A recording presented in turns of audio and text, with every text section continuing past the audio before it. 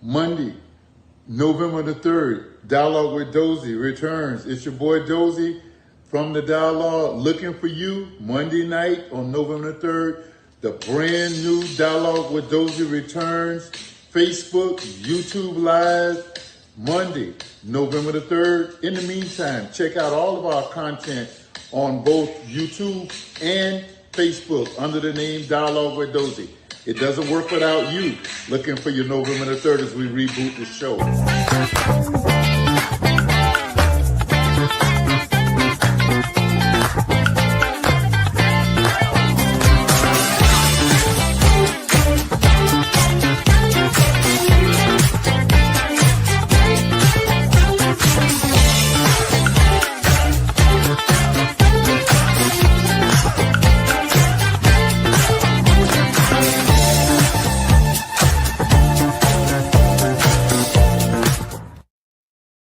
Let's get ready to talk now. It's Monday, 8 o'clock, 8 p.m.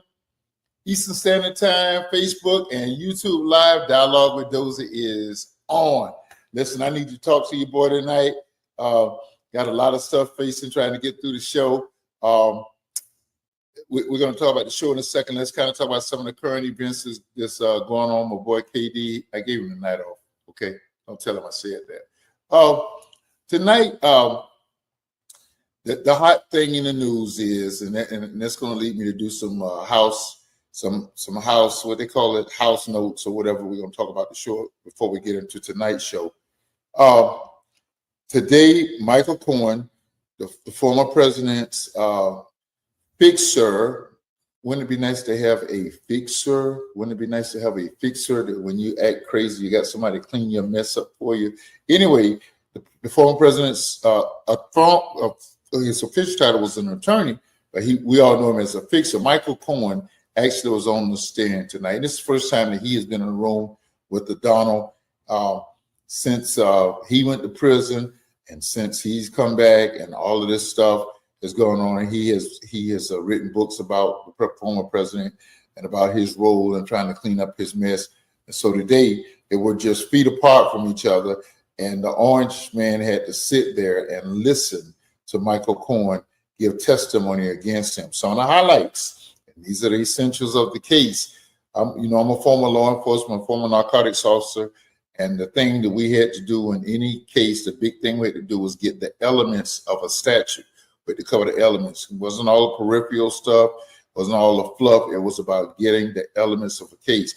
In this case that Melvin Bragg has put together in, it's not Melvin Bragg, it's put together in New York, centers around the fact that money was stashed and it was kept quiet, so the voters of the United States of America would not know about one of the indiscretions of the president, and that he hid that. So that's a federal offense according to federal statutes, and nobody can prove that more than allegedly than Michael Cohen is. And so he starts his testimony doing that today.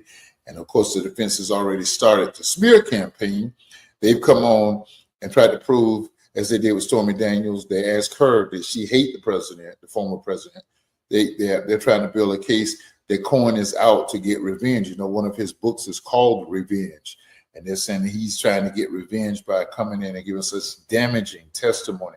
The whole case really hinges on some of the testimony that Michael Cohen is giving. Some of that testimony is, in fact, that President Trump made statements, former President Trump made statements explicitly that he was paying Cohen back for having paid Stormy Daniels to shut down and to pay her hush money, in other words. And the essentials are that Trump, the thing that the defense is trying to negate is the fact that Cohen knew about it. I mean, that Trump knew that this, in fact, was going on, that these were the proceeds payments. And some very interesting stuff came out today. There's a lot of interesting stuff, some very unseemingly stuff, very sordid details came out last week when Stormy Daniels was on the bench, but not the bench, but on the witness stand. But today, it's coming out that Cohen really idolized Trump. that he immediately, in fact, he was so happy to be hired by Trump that he never went back to his law offices that he was employed by, and once he was employed by Trump. And this is one of the real crazy factors. This man apparently was not making enough money. He just didn't have this cash on hand. He put his house up for the $120,000 that were needed to make the payment, the hush money payment. And so he has tapes of where Trump is very openly saying and making it known that I'm paying him back, coin back in intervals for the $120,000 that he allegedly paid for the hush money to Stormy Daniels. So we got a lot of stuff going on. I am pivoting tonight. I know we were going to talk about the Martin show. That's how the show was marketed. We were going to do the Martin show. We're going to do a look back at the Martin show. But can a brother just be tired? That's what I am. Up until showtime, I almost asked the producer, let's pull the trigger on tonight's show. Let's do a rerun. I am just dog dead tired. Football season, spring season hit me on last week, and it hit me with the vengeance. I don't know if you know, but it is 90 plus degrees down in South Florida, and it was so hot that, in fact, when we took the field, we were, according to new limits of the county, we were only allowed to practice for an hour, and that changed once we got out the heat factor. It wasn't the temperature, but it was the heat index lowered under the limit, and thankfully our new head coach was cognizant enough of the heat, and of course it was replete with many water breaks. But the one thing that he did was he kind of ended things because he ended practice a little early because it was just simply too hot. It was hot out there. So I'm worn out from the sun. I'm probably not as young as I used to be, and that's probably one of the things that contributes to me. So we pivoted from the Martin show because I don't want to do a half show. I wanted that to be one of our better shows. I want to be like the Dallas Look Back as we look back at some of these shows. I wanted to ask you, we've scheduled 2 O.J. Simpson shows in November and in June. We scheduled the show to talk about the actual what actually happened, and we're going to do a lot of look back at O.J. Simpson before he became this very infamous, before he became the pariah of America. When he was America's darling, he was in our living rooms on TV making the Hertz commercials. In fact, yeah, I see the smiling face. Yeah, Mac, I know we're doing that next week. But so before the events of June of 1994, OJ was I can still see the commercial. Go OJ, go, and we'll show that when we do the OJ. So we're doing a 2-part show. The first show is to talk about OJ himself, one of the greatest running backs in the history of the NFL and college football, one of the greatest college football players of all time out of Southern Cal. But we're going to look at that. We're going to look at the horrible murder scenes. And Madam Producer, there's a story that we're going to talk about when we get to that program. Madam Producer, our oldest child, she's so innocent on the show. You guys just don't know. There was a police officer. I know I'm getting to the show in just a second. There was a police officer. He's probably about 6'8", a motorcycle cop that was on the scene there on Bundy Drive where Nicole was killed and where her apartment is located. And we were out there doing 94. The event, the tragedy occurred in June. We were there in August. And we asked him, could we take pictures? And he said, you can take all the pictures you want to, but you just can't stop. You can walk along the sidewalk, but you just can't stop. And that's what we were complying, just walking almost like a picket sign, walking back and forth, taking pictures, looking one time at unfortunately where the event took place, not the event where the scene was, and then going back and looking. All of a sudden, this officer made a traffic stop, and that traffic stop led to an arrest, Mac. And so he had to call in a unit to transport. So he ended up being tied up about an hour. Well, while he was tied up, so many people just took the liberty of just taking all kind of pictures. Madam Producer, who I think probably should have been about 14 or 15 back then, 94. Let's see, let me see if I can count up her. Yeah, she was about, about 13, 14 maybe, 13. She walked up right on the scene and took pictures because it also was tied up over in the street making the arrest. Then we looked again. She was like on the back porch, walking up Nicole's back steps and taking pictures all inside. Or we only still had those pictures. So that's something. She did some other things. The next year we went to Massachusetts, went to the Kennedy compound. Governor Dukakis and Ed Kennedy were hosting people for a convention bureau for the state of Massachusetts in the back of the compound behind the main house where Joe Kennedy and Rose Kennedy lived. And one of the bus drivers who drove a group of those people told her, "So you can just go up there." The Secret Service and everybody was there. But how about her? She actually walked up on the porch and took pictures right on Joe Kennedy's. So anyway, tonight's show. So the Martin show we're going to do next week. And if I have to tape, we'll do it next week. And we got some fun stuff to do with that show. But tonight we're going to look at, actually there are 8. We're going to discover Florida. There are 8 regions in the state of Florida. So I started saying we're going to do OJ part 1 and part 2. 1 week we're going to talk about little OJ background. We're going to show some of his stuff. A beloved actor, a commercial guy. Hertz pitchman, and then we're also going to, unfortunately, talk about the murder itself, the eventual Bronco chase, and all of that. The next week, we're going to look at what at that time was the trial of the century. It was called the trial of the century. We don't know. Seemingly, it kind of lost some of its luster after this trial is going on in New York, but we're going to take 2 weeks in June, which will mark the 30th anniversary of that horrific event night out in Brentwood, out in Los Angeles, and we're going to do that over in June. So just be ready for those 2 weeks.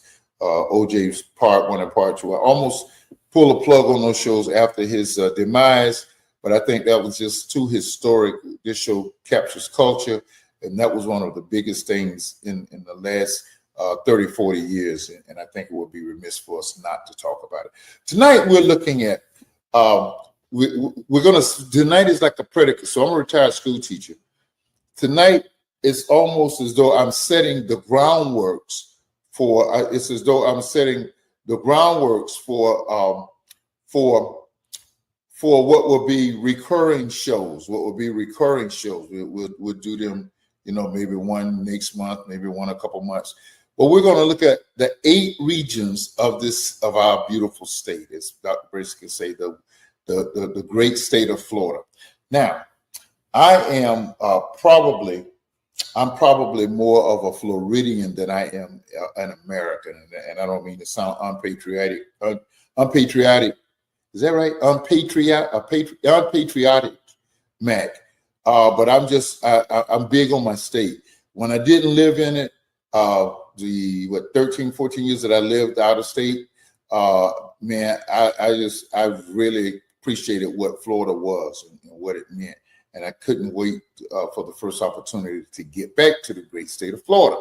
It's not the same state it was back then because we got some lunatics running it right now.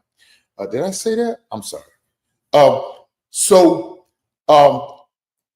I thought that we've been blessed to travel in the 50 states of the United States. I've been to every major city in America. The only 2 I haven't been to are Cleveland and San Antonio. I want to go to San Antonio. Cleveland, they used to call it the mistake on the lake. That's nothing I'll break my neck trying to get to. But I do want to see San Antonio at some point. But after traveling and seeing all of the natural beauty, particularly on the West, out in the last year, we did the golf trip out in Vegas, out in Utah. It was just gorgeous. We've gone through the Grand Canyon several times. But I still posit that Florida is the greatest state in all 50 of the United States.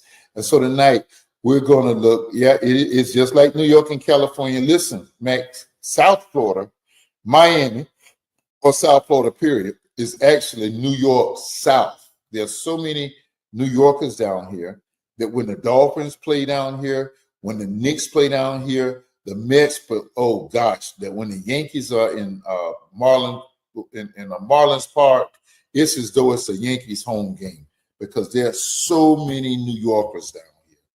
But tonight I want to set the predicate talking about the state. I want to talk about the 8 regions. I know we know North Florida, South Florida, Central Florida, but we don't know that actually the state is kind of divided by the tourist industry into 8 regions. And I'm going to list the 8 regions tonight. And after listing them in recurring shows, we're going to talk about what's the best region for vacation, what region has the best economy, what region gives you the best, where do you get more bang for your buck as far as the cost of living, the housing prices. Certainly ain't South Florida, I tell you that. What's just the needs? What's the most overpopulated? What's the least populated? We'll do some shows and look at those things. But tonight I just want to set a predicate and talk about the 8 regions of the state of Florida. I think we'd be surprised to know how it's actually divided up.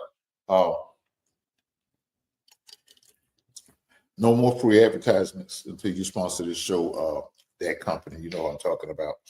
Want to ask Madam Producer, if you don't mind, flash that poster up. That flash those. She might be mad and she might not do it, but anyway, flash the poster of the state of Florida, and I want to kind of cover these regions, and then we're going to go back and kind of talk about them, region for region. That poster I sent earlier, map of the regions and the parts of the state of Florida. Is it possible to get that up? Let's see. Let me do a little work here. If I have to resend it or whatever I need to do, I'll do that. I'm asking.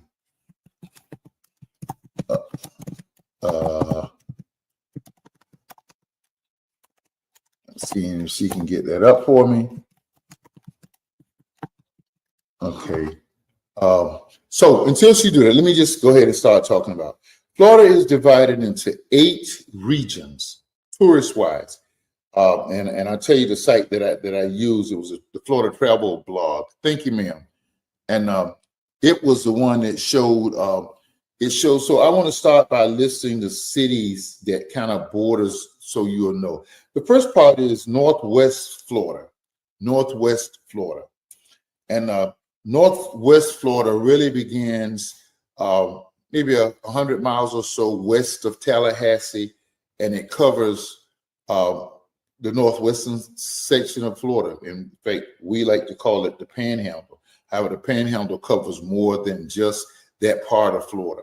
So Northwest Florida, the major cities in Northwest Florida are, and you guys don't know this, but I had to take Florida history and geography when I was in high school, and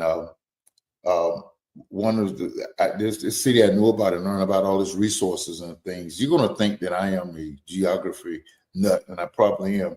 Defuniak Springs is a nice tourist attraction over in West Florida, just west of Marianna. Marianna, of course, is where I think it's called the Dozie Center, which people around the state just knew it as Marianna. That's where a lot of people were sent juvenile delinquents, and the Miami Herald did an expose since we've been here. We've been here now about 25, 26 years. I think about the end of the last decade. Well, in 1999, I think they started a series where they really exposed all of the brutality that happened to the kids in that center over there. And I'll tell you the story about that on another show. But anyway, Marianna is kind of like the eastern border of the northwest section of Florida, and it runs all the way to Pensacola. And then down from there is on the Gulf. This is, of course, the Gulf of Mexico side. This is not the Atlantic Ocean side, which is on the east coast of Florida. Is Panama City. And Panama City and Fort Walton Beach have become great tourist attractions in the state of Florida. Panama City and Panama City and Fort Walton Beach. Now, when I was a policeman in Central Florida in Daytona, it was like the spring break capital. It was always back and forth between Daytona and Lauderdale for the spring break capital. I think Fort Lauderdale, Daytona is where they do Black Spring Break or something now that's kind of taking that over. But spring break, and of course, South Florida has done everything it can to kind of discourage spring breakers down here. Down in South Florida, Miami, particularly Lauderdale kind of joined this year. But Fort Walton Beach and Panama City are two of the major spring break attractions in the state of Florida. If you don't know how much that pours into the region's economy, so many people come down. A lot of people just don't want to deal with college kids, and I get that. I was young myself when I was working law enforcement in that place, but that's a lot of money that pours into the economy from Fort Walton and Panama City, which have become main places for spring break in the state of Florida. It's on the Gulf of Mexico. And one thing about the west coast of Florida or that region, the northwest Florida region, they have white sand beaches. And I tell you, they're not built up like East Coast beaches like Fort Lauderdale, Daytona, even Jacksonville. But I tell you, you can't beat that beautiful white sand. So the northwest section of Florida is kind of bordered from Lake City, like Apalachicola, over to Pensacola, and that's the northwest region of Florida. Now, before we head to the break, I want to cover another region. There are 8 regions, and again tonight I'm just giving a scant review of them. The next one is you see the brown area. That is the north central state of region of Florida, and that covers. And I was really surprised at these boundaries. That covers the larger cities. Apalachicola, of course, is the border on the west now, and it goes all the way down south to Gainesville. It goes all the way down south to Gainesville, and it kind of stops on the east coast. The east Lake City is the eastern boundary. So just figure from Apalachicola to Lake City. The larger 3 cities are Tallahassee, Lake City, and Gainesville. Now, here's what's so funny about that region. When we start talking about the economy, those nights that we designate talk about the economy and where you most want to live and those kinds of things. The thing about that region of the state is that you have 4 major universities there. You got 4 major state universities there. You have the University of Florida in Gainesville. You have Florida State University in Tallahassee. You have FAMU in Tallahassee. Did I say 4? Okay, so I forgot that it actually stops. So there are 3 major universities. The previous region that we just covered, Northwest Florida.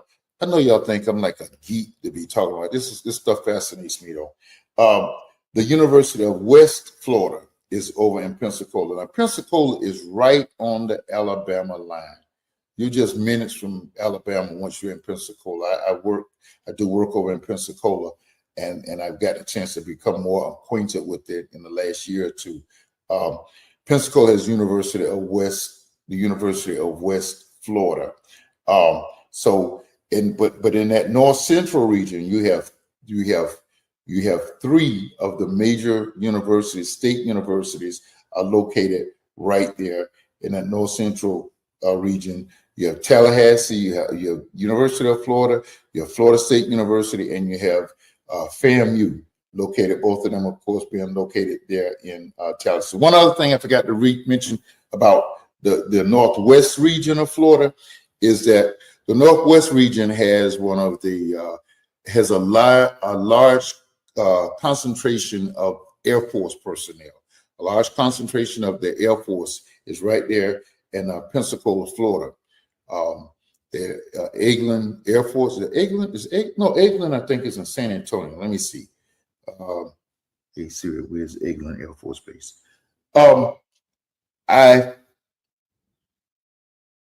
Okay. Once you engage Siri, you have to. Okay. Let me go to my other source. Let's see here. I'm just. If it's not England, I know it's still one of the larger Air Force. One of the larger Air Force places in the United States. It is. England is located in. Is that Pensacola? Yeah, England is in Pensacola. Okay, one of the largest Air Force bases in the world, and one of the things that kind of lets me know their version of the Blue Angels was here this week in South Florida in Fort Lauderdale for the Air and Sea Show. In fact, two of those planes, their wings clipped, and thank God there was no disaster associated with it. So back to the North Central Florida. That's one of the things about that. And of course, I'm just skimming this. We'll talk more specifically about economics. This big Florida is a big producer of pulpwood, and that's a large pulpwood region there, that Lake City region of Florida, Stark, Gainesville, all of that stuff.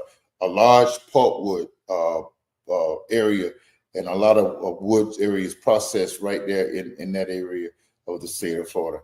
Now, when I look at these areas of Florida, I start shivering. I'm not on camera, I don't think, but I start shivering because it's cold in those areas. It's not very, very Florida-esque to me. So it's not very Florida-esque to me. I start looking at them and I start shivering automatically. Tallahassee, I'll keep our son play for Florida for FAMU, and I can remember just how, oh man, I don't know how anybody can play football in that cold weather. But anyway, we came from Illinois, so certainly you can play in Florida. I think I'll say the other 6 regions to after the break so that I won't get. So let me introduce the next region. I was surprised at the boundaries of, and again, I'm using this is not any official, but this is just one of many agencies or travel people that have chronicled these to kind of help people with people moving to the state, and people are moving to Florida faster than any state in the union, of course. And so this kind of helps people to understand where, what's located and where. The next region that I probably would be talking about is I want to talk next about Northeast Florida. And let me just tell you real quickly what the boundaries are. The boundaries of Northeast Florida are Fernandina Beach all the way down to Melbourne. And that really surprised me. I thought that Melbourne area and all of that, Daytona, all of that area would be more like Central Florida, but it's looked at as the Northeast Florida section. Again, this is how the Florida Travel Blog, this is how they have categorized it. Everybody else may not look at it like this. Thank you for the shot, Madam Producer. I appreciate that. I want to come back and talk about that region after the break. Let's go to break. We got a lot to talk about.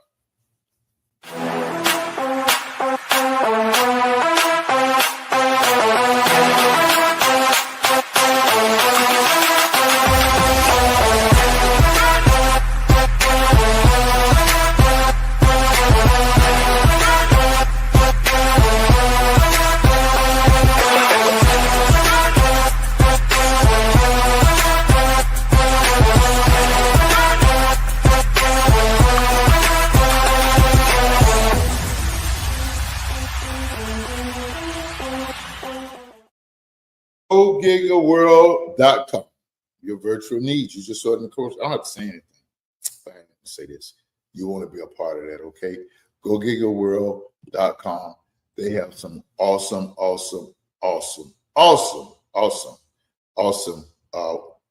products, your web building, all of your virtual needs. They got you. All you got to do is contact the two Latoyas and Markia and the rest of their team. They got the hook up for you. Hook them up and check them out, okay? Bro Marcus, welcome aboard. I hadn't seen you in a while. Good seeing you, my brother. So good seeing you. There are a couple things we want to do here before we go back to the show. Yours truly will be appearing on Thursday night. Thursday night is when I do Bible study, but we're gonna pivot over and do because I think very strongly about this, and God has dealt with me about this. Something I need to. I'm going to be talking about dealing with prostate cancer as a prostate cancer survivor. Hello, Miss Linda.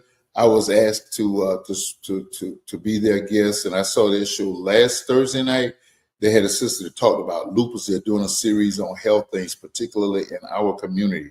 And I think this needs to be blown up, and more people need to see this across the world. And I'll be sharing with you about the prostate cancer journey. And just check us out on the Gold Square podcast. You can get it on Facebook, YouTube, on Miss Linda Scott's personal page, and check that out. Thursday night, it comes on at 8 o'clock Central. 8 o'clock Central. I mean 8 o'clock Eastern time. I hope I'm right, man, producer. If I'm wrong, please correct me. 8 o'clock Eastern time. And so we'll be taking a hiatus in Bible study this week in order for that. Check us out. They have called the show Nut to Crack, and that's to dealing with, particularly in our community, prostate cancer and all of its damaging, and to say to you that it does not have to be fatal. I'm a living witness by the grace of God. Okay, I got something I got to deal with on this show at this point before we move back into the show. And tonight is a dang dog. Oh my gosh. I still can't believe this. Tom Brady, who's not hurting for money, you know, he's not hurting for money. No, he didn't get all the money he could have got in the heart of his career, the New England Patriots. He took a year off from football, and this year he's moving to the top broadcast team over at Fox. And I'm sure he's going to have a lot of interest in. They called him the GOAT. One night we'll do that as a show. I still remember Bradshaw and Starback. But anyway, they had a roast, and it was hosted by Kevin Hart on Netflix a couple of weeks ago, and it has gotten a lot of attention. It's pretty controversial, and one of the there were two areas, and I want to talk about it.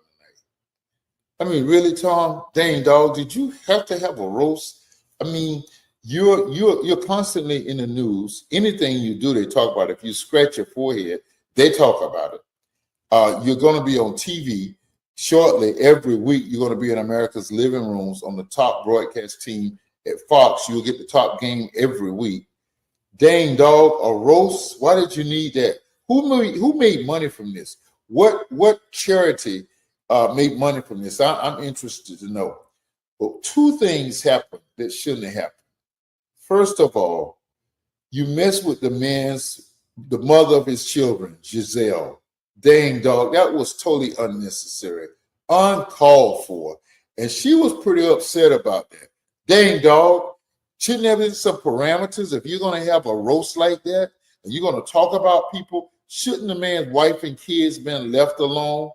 You had enough stuff to talk about Tom by yourself. Dang, dog, I don't know how much you're a part of this, Kevin Hart. I know you said that you're to be credited because you were a black man who brought a roast like this together, that brought out so many people, and somebody made so much money. But dang, dog, the man's wife and kids shouldn't have been left out of this. But this is the real killer. You made fun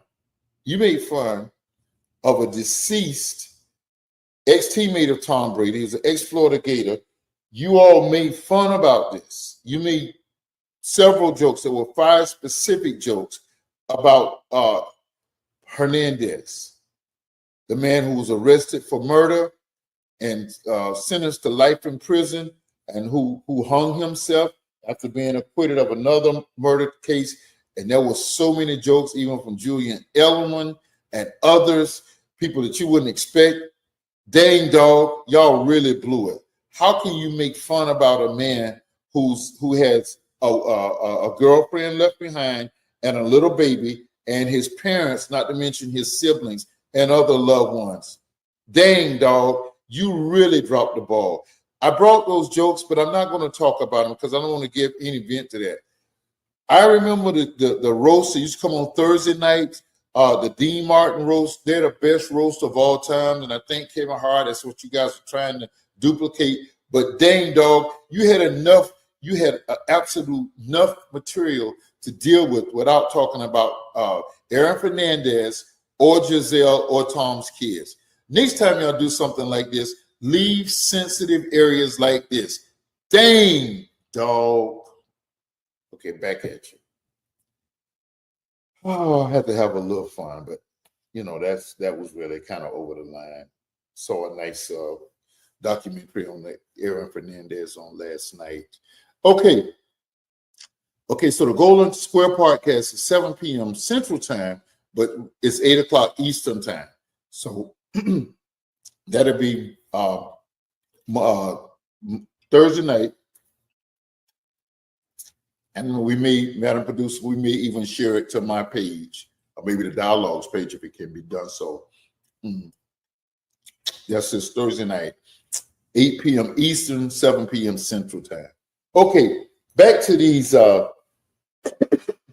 regions. We've covered two. I've just listed the Northeast region of Florida.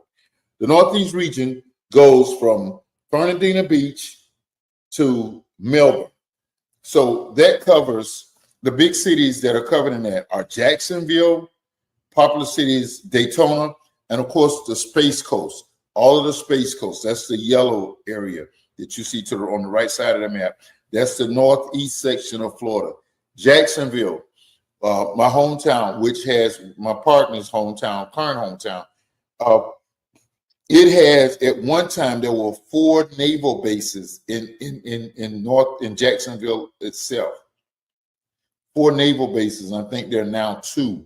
I think since Cecil Field has been diminished substantially, and Mayport is still in existence. That's on the east coast of Jacksonville, over on the beach side of Jacksonville Beach.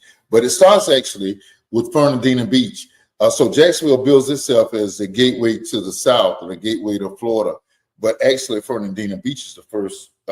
It's not right along 95, but it's one of the first areas you pass through. And of course, Fernandina, when I was getting ready to leave the state in the mid 80s, Amelia Island was just becoming really becoming a real player as far as part of the tourist industry. I think Kim, we have honeymoon there, and I have family members that have honeymoon there and have vacation there. My wife and the Madam Producer and our girls went out there a few years ago. So it's becoming a real major player. It just goes to show you, like Naples. Naples doesn't have to be real large, but it has become a major player. Yes, I'm glad you said that. American Beach. That was where, when we couldn't go to Jacksonville Beach, Neptune Beach, and all them beaches, yeah, that's where black people had to go. American Beach. We went to American Beach, and we did have Little Talbot Island there in Jacksonville. That was a little area that was cornered off from Jacksonville Beach for blacks only. You want to know how I know about it? Because it was during my lifetime, and I'm only 7 years old shortly. That was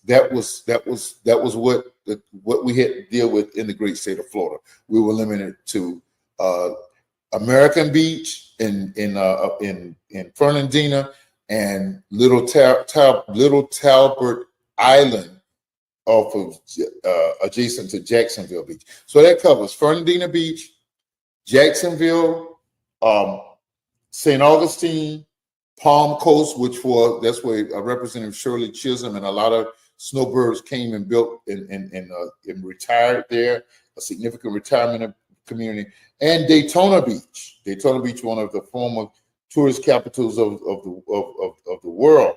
And of course, there's the Space Coast, all the way from the Space Coast is from Titusville to Melbourne, which entails Cocoa Beach, which is where Cape Canaveral is.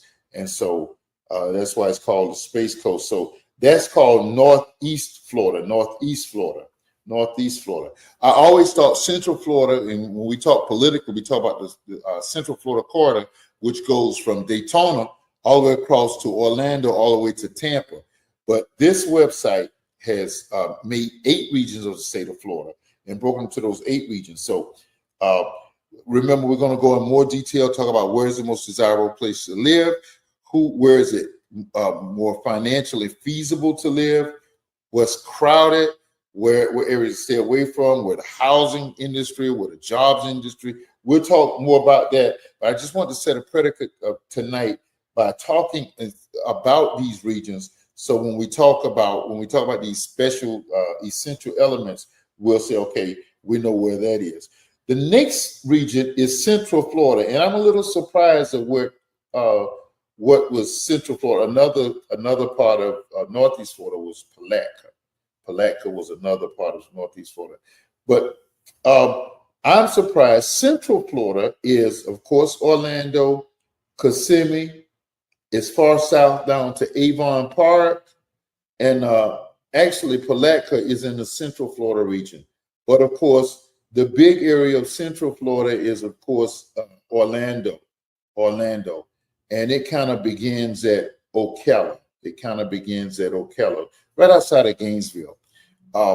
We want to again. So you have another one of the state's larger universities, my alma mater, in fact, the University of Central Florida. The University of Central Florida. Toya says that they did an amazing tour of American Beach. I heard about the fun. I'm gonna have to go there. Wendy and I'm gonna have to steal away and go there.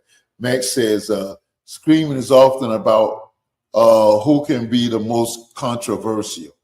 Okay, yeah, that's what it is. You're right about that, Mac. That is exactly is.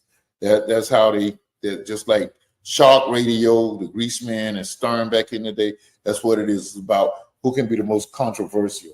So Central Florida is a region. The University of Central Florida in Orlando, where I ended up, I commuted from Daytona to Orlando to finish up school there. Central Florida, did you see designated in lavender? Orlando is Central Florida. University of Central Florida is the largest university, not the state of Florida. It is the largest university in the United States. Can you believe that? When I was there, I didn't finish. I finished junior college there in Jacksonville, and then I worked 7 years and finished up school to get over to grad school. I finished in '86.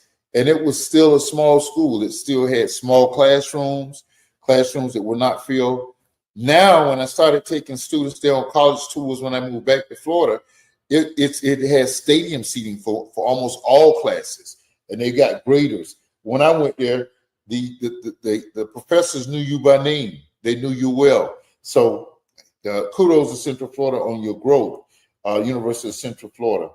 And of course, one little mouse made Orlando go from being a city that was dubbed City Beautiful, which it is. It was a beautiful city and known for its beauty.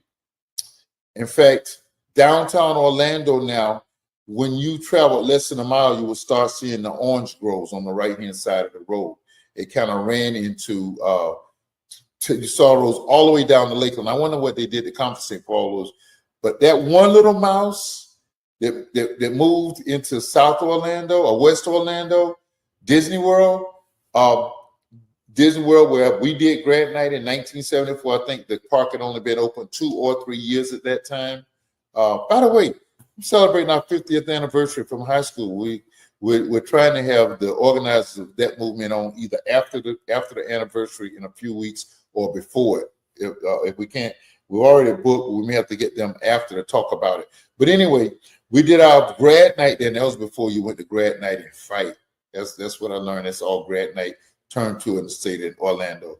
But once that one little mouse moved over to Orlando, every other kind of world moved there. SeaWorld moved there. Adventure World, Lego World, all of these worlds moved there. Now, this is not the show where we're going to talk about tourists and tourist attractions, but you know that Central Florida, Orlando, is the tourist leader of the free world.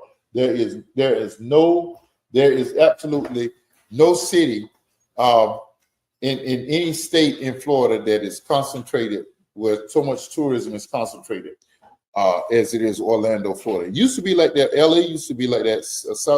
Southern California had Universal and they had Marineland and all that. We have all of that on steroids. in Orlando. That's another show. The next region we want to talk about is, so we've covered the Northwest region, Pensacola to not Port St. Lucie, but to Appalachia. We call North Central Florida, which is Gainesville, Lake City over to Tallahassee. Northeast Florida, which is Jacksonville is the largest city, of course, in that group. Fernandina Beach, Palm Coast, Daytona Beach, the Space Coast. And now we've just finished talking about Central Florida, where Orlando and Palatka and Ocala. Ocala is a significant place. There used to be, Meg, a tourist place in Ocala that was called Six Gun Territory. Does anybody remember Six Gun Territory? That was right outside of Orlando, Ocala.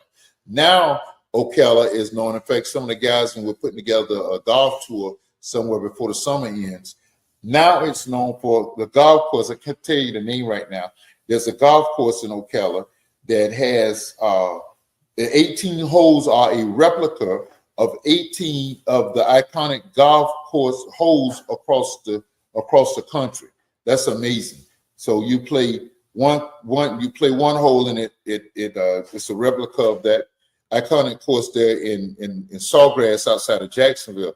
You play another course, it replicates a hole. You play another hole, it replicates the hole, that iconic par 3 over there that Tiger and everybody had a tough time with at the Masters in Augusta. So the one has it just has 18. So that's in Ocala and in Palatka, and of course the biggest city there is Orlando. The next thing the next region of the state we want to talk about is West Central Florida. That's the green area of the state, West Central Florida. That West Central Florida is, that's where Tampa is. Everybody don't feel like that about Tampa. I just never thought a whole lot of Tampa. That's my dad's hometown, so I guess I better be cool. Tampa and St. Pete and Clearwater and all of those are the cities there. Of course, you know, Tampa is not quite inland. I mean, it's inland. It's not quite coastal. St. Pete is right there on the Gulf of Mexico, right on the Gulf. So these are the regions of these are the major cities there in West Central Florida. So far, what are the reasons that you guys like? What do you like? I know where everybody's going to say, and I'm working my way to it. In fact, be to it in just a second. The next region we want to talk about is Southwest Florida. Southwest Florida. That's Bradenton. Normally, the Bradenton, Tampa, and St. Pete area are all clamped together there, but actually, this website picks up Bradenton. Actually, they say Bradenton and Sarasota are right there in Southwest Florida. West Florida goes all the way down to kind of like the part of the Everglades and Bonita Springs.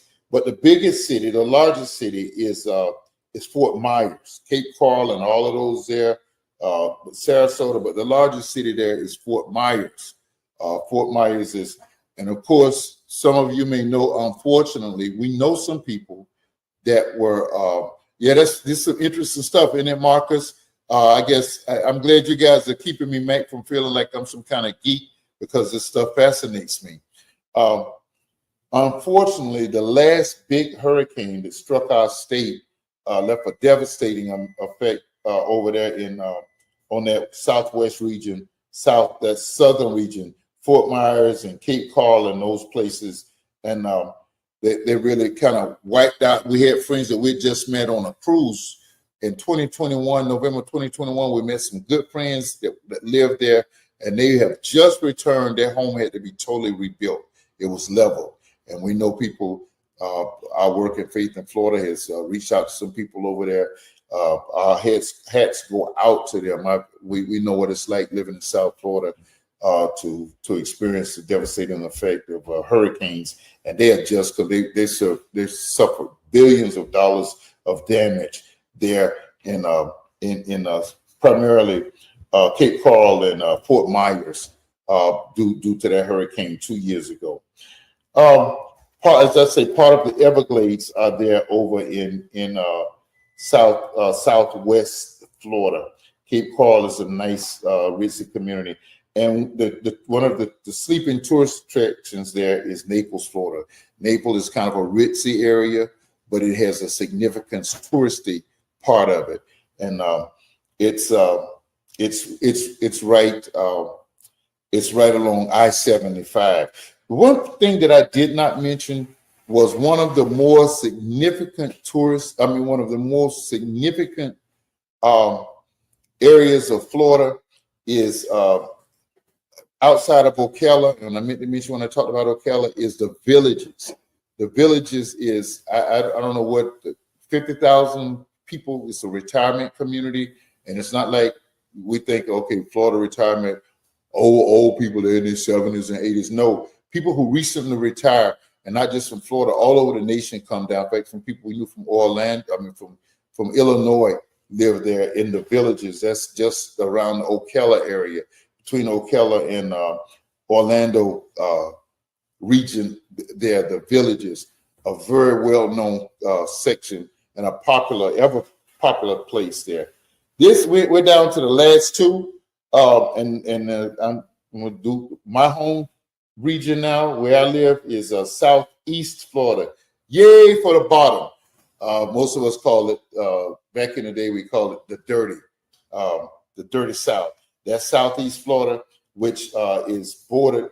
It starts in the Okeechobee region, and it comes all the way down to Homestead. You know, Homestead was where the most devastating hurricane struck down here in the 90s, and the Air Force Base and everything was just annihilated down there. But from Okeechobee all the way down to Homestead and Kendall, that region. So Southeast region has Fort Pierce is a part of that. Port St. Lucie. All of those are part of some of the most websites break that off and call it the Treasure Coast, and it's its own little region that Fort Pierce area all the way down to Jupiter and west all the way to Moore Haven. But that's part of the Southeast. This website makes that a part of the Southeast region. I know when I'm on the road and traveling home, once I get over to Fort Pierce, and you can transfer from 95 over to over to the Turnpike, I know I'm almost home, and I'm excited to be here. Coral Springs, Palm Beach, Jupiter, that was Burt Reynolds' hometown. A lot of the rich and famous still live there in Jupiter. Palm Beach, Delray, Boca, another ritzy area, Pompano, Hollywood, Fort Lauderdale, Hialeah, Miami Beach, Kendall, and Homestead. And Fort Lauderdale and Palm Beach and Miami are kind of like the well-knowns. In fact, do we share TV? No, Miami shares TV and radio with together, and then Palm Beach shares some of those stations with the Treasure Coast. And so that's the Southeast region of Florida. And the final region is its own region are the Florida Keys. The Florida Keys, from Key Largo all the way down to Marathon and Key West. The Florida Keys, Key Largo down to Key West. Now that has that 8 Mile bridge, but before you ever get to the 8 Mile bridge, the drive to the Keys is one of the most scenic drives in all of America. You're driving, it comes to a point where it's 2-lane, and it's kind of like riding on the bayou out in Louisiana. You are actually just feet from on one side the Gulf of Mexico, on the other side your feet from the Atlantic Ocean. You can see both bodies of water. One of the most fascinating, it should be one of the 8 wonders of the world, is when you're on that 8 Mile island bridge, that 8 Mile bridge, you can see where the Gulf and the Atlantic Ocean comes together. It is a phenomenon. The waters of the Gulf are more gray, bluish gray, and the waters of the Atlantic are more aqua. You can see them actually coming together. I hope you can see my hands. They come together, and there's a street. They don't intermerge. It's just like one street, like there's like a dividing line, and you're on that bridge, and you consider it's one of the most phenomenal things you can ever see. Okay, let me do this real quick. In Key West, again, one of the greatest drives in all of America. You certainly want to. You can't come to Florida and not designate time to go down. Let me go. So the Florida Keys is its own region. Southwest Florida, highlighted by Naples and Fort Myers.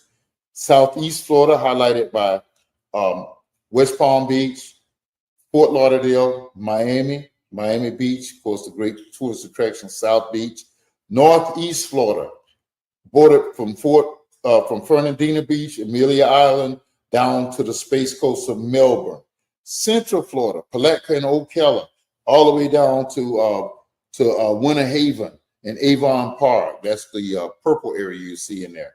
And then West Central Florida, that's Clearwater, St. Petersburg, and Tampa, all the way up to Bradenton and Cedar Key. The next area is North Central Florida.